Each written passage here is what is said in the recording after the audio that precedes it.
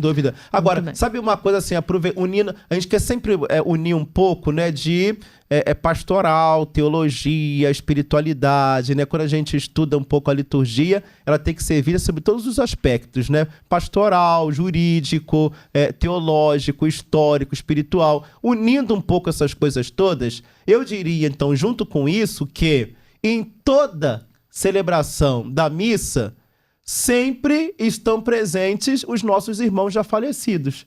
Veja que na oração eucarística, seja ela qual for, nós temos uma variedade grande, né, de orações eucarísticas, né? Em todas elas, sempre se faz referência aos nossos irmãos e irmãs já falecidos, né, que confiamos a vossa misericórdia. Inclusive, né, na nova tradução do Missal, a terceira edição do Missal que nós temos agora nas mãos, né, aqueles que dormem o sono da paz, né, uma linguagem, ou seja, independente de nome, não precisa nem dizer nome, né? Independente de dizer nome, todos os irmãos já falecidos, eles são lembrados em cada celebração eucarística.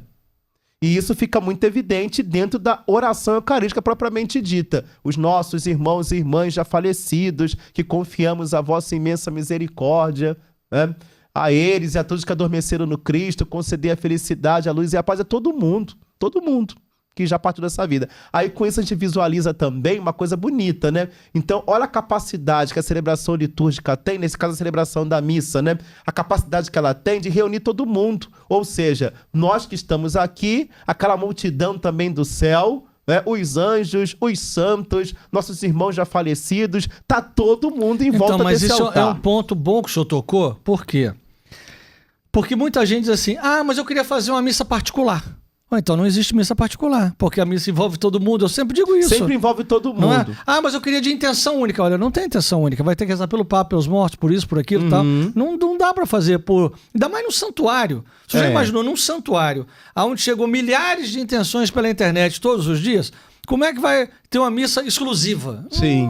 Tem muitos lugares, né, muitas comunidades que tem pessoas que chegam, olha, queria que essa missa de sétimo dia seja só para essa pessoa aqui, né? Não deseja que seja junto com os outros, né? Então, são coisas que acontecem, né? Mas uma coisa que é sempre bom, né, levar em consideração que a celebração litúrgica é sempre um culto público e comum. Eu não posso nunca pensar... Você vê, na nossa linguagem aqui tão tranquila... a gente precisa dizer, né? Nunca posso pensar que eu tô comprando aquela missa. Eu paguei por... isso é um problema muito sério. Não, de jeito nenhum. Então, assim, a pessoa dá o seu donativo, né? Dá o seu donativo, né? Digamos assim, né? Dá lá, colocou lá a intenção, dá aquela contribuição, né? Pra aquela igreja e tal. Mas aquela contribuição que a pessoa tá dando, ela também não pode pensar que com isso ela tá comprando aquele sacramento. Né? É um cuidado que o nosso povo precisa ter. Mas um cuidado e uma consciência também que eu acho que precisa ter do seguinte: quando você vê a celebração de uma missa, imagine que... Frei Inocêncio me dizia muito isso, né? Que às vezes ele saía da Urca, veja lá, da Urca ao centro da cidade a pé. Sabe onde é a Urca? E sabe onde é o centro da cidade? A pé. Chegava lá na igreja, ele celebrava a missa, mas não tinha intenção, por exemplo. Ninguém fez nenhuma oferta também. Ele voltava a pé. Porque ele não tinha dinheiro para pagar o ônibus. Para poder pagar o ônibus. Para voltar. Então, o senhor imagina o seguinte, isso não foi uma vez, nem duas, nem três, tá certo? No início da vida dele como sacerdote aqui.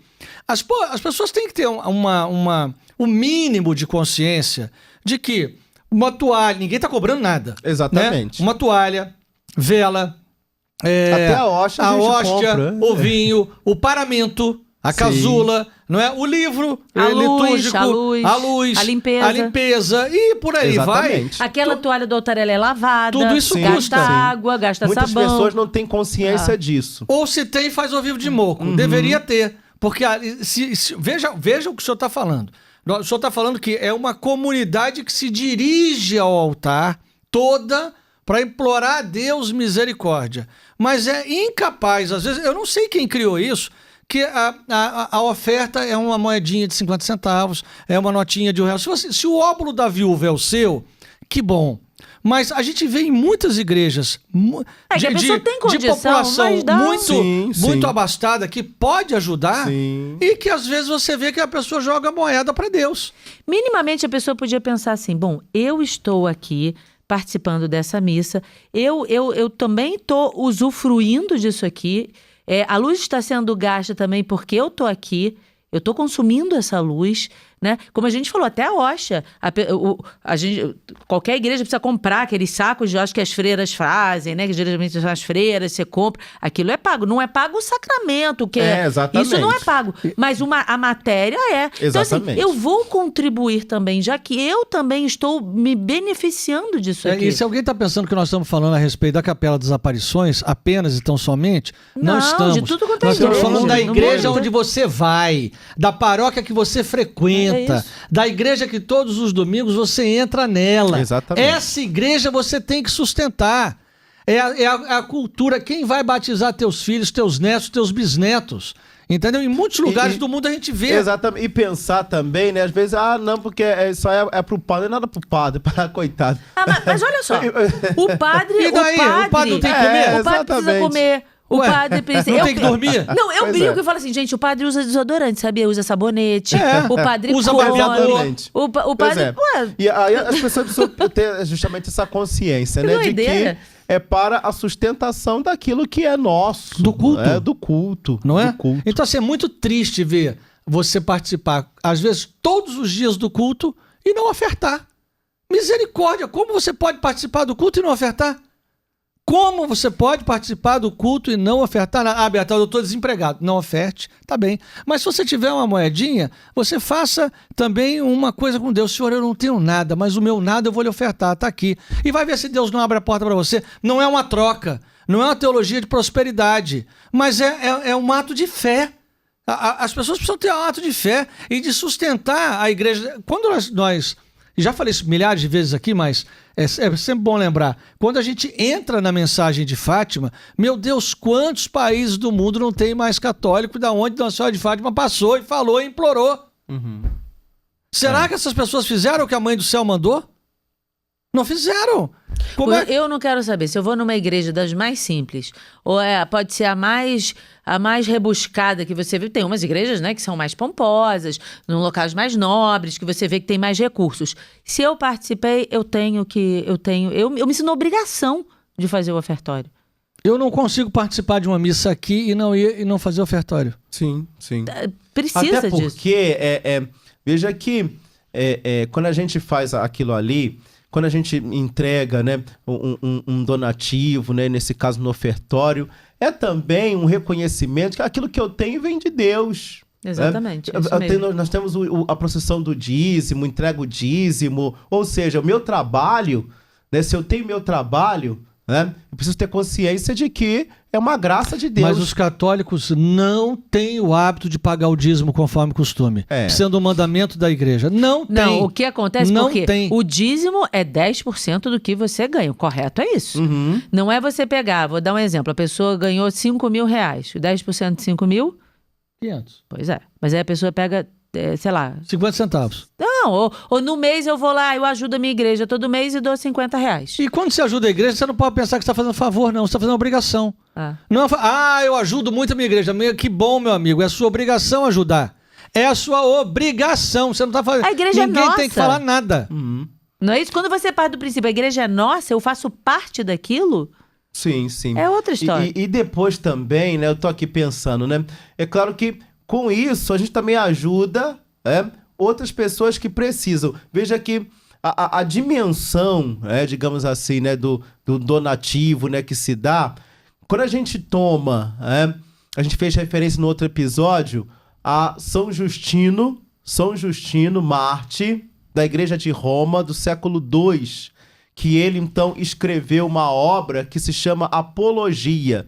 E daí tem a primeira apologia e a segunda. Na primeira, ele faz uma referência muito importante à estrutura, pensando na estrutura da celebração, né, eucarística, a celebração da missa, né? Está nos parágrafos 65, 66 Adoro. e 67 da primeira apologia de Justino do século II, Gente, da o pai Igreja de tem Roma. tudo nessa cabeça, a cabeça é privilegiada. É interessante que ali ele já faz referência a um donativo que era entregue. Então já está ali contextualizado, século II. Né? Desde sempre está contextualizado. Exatamente. Então, veja, era entregue um donativo, né, pensando em atender necessidade também né, dos pobres, né, das viúvas, né? Ou seja, já havia, digamos assim, uma dimensão social que decorre da celebração da Eucaristia. Ou seja, poder, então, entregar alguma coisa, né, nesse caso, né, é propriamente um donativo, para poder ajudar no sustento. Teve uma situação que me marcou muito, que eu vou até compartilhar aqui, que foi assim, antigamente eu não dava, não tinha essa coisa de dar o dízimo. A dízimo era uma coisinha que dava. Tô falando mais lá atrás. E aí um dia eu falei assim, não, aí caiu essa consciência, dízimo é 10%. Então eu vou pegar 10% do que eu ganhei e vou ofertar. Não tinha nem ainda a Capela das Aparições. E aí eu falei, vou ofertar. E aí eu pensei assim, pô, mas eu vou ficar apertada, porque eu tava contando com esse dinheiro, né? Tem isso, você vai fazendo as contas. Eu tava apertada, porque eu tava contando com esse dinheiro para fazer isso, para fazer aquilo. Tinha toda uma situação ali que eu tava planejando. Acho que era até uma festinha pro nosso primeiro filho que a gente ia fazer. Então, o dinheiro tava todo comprometido. Aí eu falei, mas não quero saber. Eu falei que vou dar. Acabou. Fui lá e dei os 10%. Gente, foi a coisa mais assim que me marcou muito. Naquele mês, o improvável aconteceu. O local onde eu ia fazer a festinha lá dele, de 1 ano, sei lá do quê, nem me lembro a idade, virou pra mim e falou assim, olha só, que eu havia pago, que eu não sei o quê. Aí ele falou pra mim, olha só, a gente verificou, mas você acabou dando dinheiro demais. E me devolveu o dinheiro. E um dinheiro que eu não estava esperando receber, e maior do que aquele que eu tinha ofertado. E aí eu consegui pagar tudo que eu precisava e ainda sobrou um pouco. Eu falei, meu Deus, olha só, já aconteceu isso comigo. Eu fiquei tão impressionada com isso, porque eu falei assim, caramba, cara, olha que legal, né? É muito legal. Eu dei o passo na fé e a coisa aconteceu. E você me fez lembrar, né, a cabeça da gente pensa em muitas coisas, né? Me fez lembrar um episódio bíblico, aquele da viúva e o profeta Elias, que passou... Exato. Não é interessante, né? Ele passou e aí aquela viúva pobre, né, só tinha um pouquinho de farinha na vasilha, e aí passou o profeta e falou, olha, prepara um pão para mim. E aí a viúva respondeu, olha, pela vida do Senhor, eu só tenho um punhadinho de farinha para fazer um pãozinho para o meu filho comer e eu e meu filho e esperar a morte. E aí o profeta falou assim, prepara esse pão para mim e eu te digo que a farinha da vasilha nunca mais vai acabar. Nem o azeite. E nem o azeite. E aí fez conforme o profeta falou. E aí ela deu o passo na fé. Exatamente. Né? E a farinha da vasilha nunca acabou. Padre, a Kênia estava contando esse negócio desse dízimo dela. Comigo aconteceu um mais improvável ainda. O banco me ligar e dizer que tinha errado e me devolver um dinheiro. Olha. O banco, já viu o banco ligar para você e dizer, tem um dinheirinho para você aqui? Então o banco me ligou e disse, não, tem um negócio aqui, cara, que deu errado, a gente tem que devolver para você. E devolveram. Então, assim, as pessoas não entendem isso, essa dinâmica. E a gente não está falando por causa da Capela da Aparição. As pessoas assistem a gente no mundo todo. A gente recebe mensagem dos Estados Unidos, gente da Alemanha, gente eu não sei de onde, gente do Japão. Experimenta fazer onde você tá. Aí, seja lá no Fortaleza, seja no Rio Grande do Sul. Seja no Polo Norte. Faz esse teste aí na tua igreja. Isso é muito importante, porque a gente precisa devolver a Deus o que é de Deus. Devolver ao Senhor a parte que ele... É assim, você ficou com 90%. E é isso que sustenta a comunidade, sustenta a igreja. É isso aí. Porque... E sem julgamento também. Mas eu vou dar isso. Eu tô achando que o padre vai trocar de carro. E problema eu tô achando que o padre... gente, problema. pelo amor de Deus, faz... É entre você e Deus. É entre mim e Deus isso. Não Ninguém tem nada a ver nem com que o saber. padre, com o sacristão, com o coroinha, com não sei o que. Não é isso. É entre mim e Deus. Eu vou ali... Senhor, tá aqui a minha parte. Esse é um princípio de ter fé. Depois, de novo, voltando à mensagem de Fátima, né? Porque eu sou um pequeno conhecedor da mensagem de Fátima. Nossa Senhora fala... A Lúcia pergunta a Nossa Senhora o seguinte, o que a senhora quer que faça com o dinheiro que se deixa na cova da Iria? Veja, Nossa Senhora diz, façam 2 andores. Um leva tu com a Jacinta e mais 2 meninas, outro leva o Francisco com mais 3 meninos. Esses andores, depois em outro livro explicando, não se trata de andores de santos, se tratam de andores de oferta.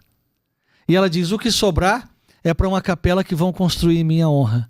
Então Nossa Senhora em Fátima diz que fizesse esses andores, que eram os andores onde você botava as primícias e eram ofertadas à igreja. Veja que coisa isso.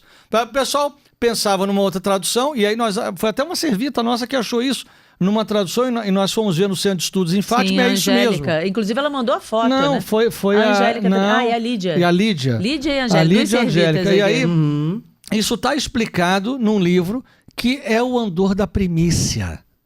Nós precisamos, além de entregar o nosso coração a Deus, entregar a nossa riqueza a Deus. Sim. Porque às vezes você quer, diz assim, mas eu nunca consigo andar para frente, a minha vida nunca é abençoada financeiramente. Não prospera. Não prospero, eu não ando. Ou pelo menos assim, eu só estou regredindo para trás. Mas será que o Senhor é o Senhor também dessa área da sua vida? Ele precisa ser o Senhor de todas as áreas da vida. E essa é uma área também importante. Exatamente. Não é? Então, Aí a gente, é- tá vendo que a nossa conversa a gente vai Pois pro é, ofertório, vai voltar pro exatamente. canto de entrada. Eu falei isso antes de começar, né? Então, assim, talvez pra gente, quem sabe, né, resumir esse ponto que a gente acabou entrando, é que sempre esteve presente, né, desde do início, né, um donativo, né, que é feito, né, para socorrer as necessidades. E aí a gente está pensando, né, no caso, pensando no hoje, as necessidades que a comunidade tem, que a igreja tem, que a paróquia tem, né, e também as necessidades que os pobres têm, né? Ou seja, a comunidade, ela também se compromete com a realidade de pessoas menos favorecidas. Pão do de que Fátima, nós. por exemplo. Exatamente. Aqui, 10 milhões de pães feitos. Mas eu vou dizer ao senhor uma tristeza que eu tive. É assim, não vou reclamar de ninguém, mas uma tristeza que eu tive. Eu percebi dos meus irmãos que era mais fácil, como uma ONG, pedir dinheiro para ajudar e dar comida aos pobres do que ajudar e manter o culto e o pão do céu. Eu vivi isso. Ninguém me contou. E com muita tristeza, porque o pão do céu é muito mais importante do que o pão de Fátima. O pão de Fátima só existe pelo transbordamento do pão do céu. Porque se não é a Eucaristia, se não é o Senhor no centro da nossa vida, não há razão para dar comida para ninguém. Eu vou me transformar numa ONG, como qualquer outra, e nada contra a ONG. Eu só não sou ONG. Nós somos uma entidade católica, não é? Que faz isso por amor. E não por ser uma ONG da sociedade civil aí separada. Agora, outro Sim. ponto importante também, que me lembrou, antes da gente voltar para abençoar o rito de A gente entrada. precisa voltar pra procissão de entrada. Mas então, missa não começa. Você breve. Para as pessoas terem cuidado com os julgamentos que elas fazem dos padres também. Porque eu já vi gente julgando. E olha lá, a gente fica dando aqui o dízimo, o padre foi lá trocar de carro. E eu sabia que aquele carro que aquele padre E o carro é da paróquia, Não, né? não, mas aquele era do padre. Mas ele ganhou da família dele de um dinheiro que o pai deixou de herança. E ele tem dinheiro, ele não é filho de chocadeira, o pai foi lá e deixou um dinheiro para ele podia comprar aquele carro. E as pessoas dizendo que ele pegou, uma injustiça, dizendo que ele pegou o dinheiro da paróquia. Então a gente tem que ter cuidado com o julgamento que faz o sacerdote. Isso é importante também.